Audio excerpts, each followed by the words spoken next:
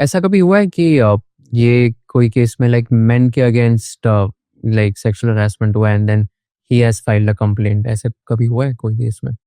कुशल, एक पॉइंट जो मैं क्लैरिफाई करना चाहूंगी वो ये है कि पॉश एक्ट का डोमेन बहुत ही लिमिटेड है। अगर आप लॉ का पूरा नाम देखोगे तो it says sexual harassment of women at workplace prevention prohibition and redressal act 2013। So law का इंटेंशन ये है कि जो विमेन फेस करती हैं सेक्सुअल हरासमेंट, वो उस तरह की कंप्लेंट्स ही इंटरनल कमेटी इंक्वायर करे और उनको जस्टिस दे। तो and there is of course a historical context to it. Vishakha case is that context. So इसीलिए लॉ का डोमेन बहुत लिमिटेड है।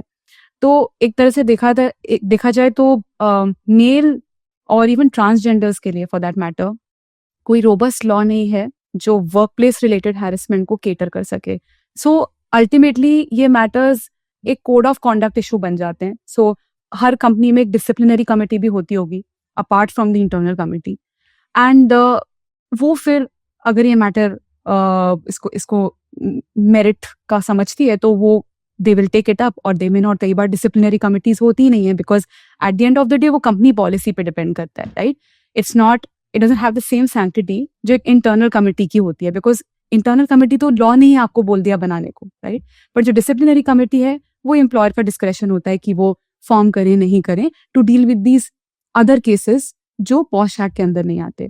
तो एक तरह से बहुत सारे तो ऑर्गेनाइजेशन ऐसे होते हैं जहाँ पे फोरम ही नहीं होता for the man to complain.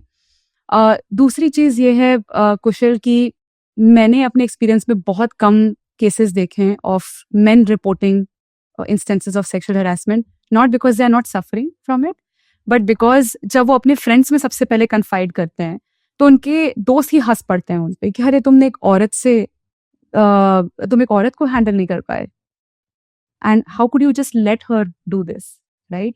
तो मैस्कुलिनिटी पे ही इतना क्वेश्चन आ जाता है कि फिर उनको लगता है कि उनका और एक वो लाफिंग स्टॉक बन जाएंगे ऑर्गेनाइजेशन में if this matter is reported. तो कई बार तो वो उसी स्टेज पे ही मैटर को पॉज कर देते हैं, they don't actually proceed with any complaint. तो ऐसे मैंने कुछ केसेस देखे हैं जहाँ पे in fact employer wants to support the person but वो खुद मैटर नहीं परस्यू करना चाहते। क्या हुआ था वो केस में, इफ यू रिमेम्बर? सो उसमें ये था कि the woman was actually the reporting manager of this man और वो ये पूछ रही थी एक बार एक ओकेजन में इस आदमी से कि यू नो तुम सिंगल हो for so many years, how do you know satisfy your physical needs, तुम इतने घंटे यहाँ पे काम करते हो, just let me know if you want to talk about it. So ये इंसिडेंट अपने आप में एक काफी uncomfortable experience था and in the course of several days I think she constantly pursued with it and I think he had confided in one of his own friends कि मेरे साथ ऐसा हुआ है and उन लोगों को लगा कि वो मजाक कर रहा है या एक जोक के तौर पे ये चीज डिस्कस कर रहा है, तो दे वर लाफिंग इट ऑफ। तो उनको ये लगा कि मेरे दोस्त अगर ऐसे रिएक्ट कर रहे हैं तो जब कमिटी के पास जाएगा तो वो कैसे रिएक्ट करेंगे और कहीं ना कहीं मुझे वीक समझेंगे even as a person, as an employ.